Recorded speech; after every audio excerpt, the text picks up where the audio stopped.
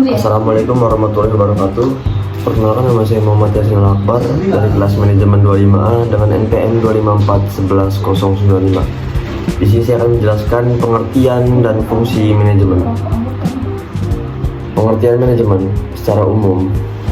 Manajemen adalah proses mengatur segala kegiatan dalam suatu organisasi atau kegiatan atau perusahaan agar tujuan yang telah diterapkan dapat tercapai dengan efektif dan efisien. Kata manajemen berasal dari bahasa Inggris to manage, yang berarti mengatur atau mengelola. Menurut George R. Perry, manajemen adalah suatu proses yang meliputi perencanaan, pengorganisasian, pelaksanaan, dan pengawasan untuk mencapai tujuan dengan menggunakan sumber daya manusia dan sumber daya lainnya.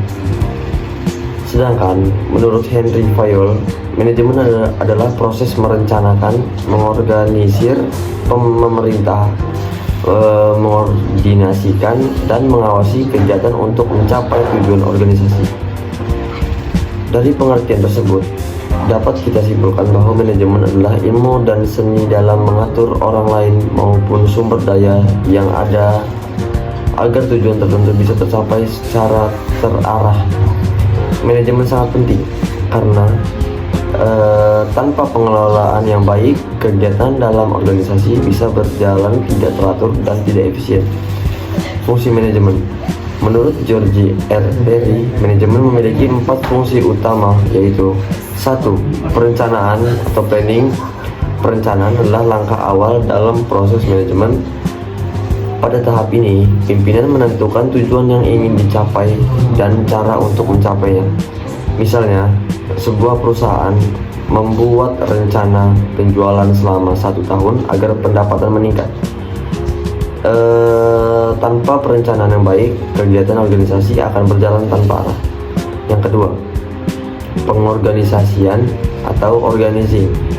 Setelah rencana dibuat, langkah berikutnya adalah mengatur sumber daya yang ada, baik manusia maupun non-manusia. Dalam fungsi ini, manajer membentuk struktur organisasi, membagi tugas, dan membentuk tanggung jawab setiap anggota. Contohnya, dalam sebuah proyek, ada yang bertugas di bagian produksi, pemasaran, dan administrasi. Pengorganisasian membuat pekerjaan menjadi lebih efisien dan tertata. Yang ketiga, pelaksanaan atau pergerakan atau actuative. Fungsi ini berkaitan dengan bagaimana seseorang pemimpin menggerakkan dan memotivasi bawahannya agar mau bekerja dengan semangat dan disiplin. Manajer harus mampu berkomunikasi dengan baik, memberikan arahan, dan menciptakan suasana kerja yang menyenangkan. Contohnya, seorang kepala tim memberikan semangat dan penghargaan kepada anggota yang berprestasi agar mereka lebih termotivasi. Yang keempat, pengawasan atau controlling. Fungsi terakhir adalah pengawasan.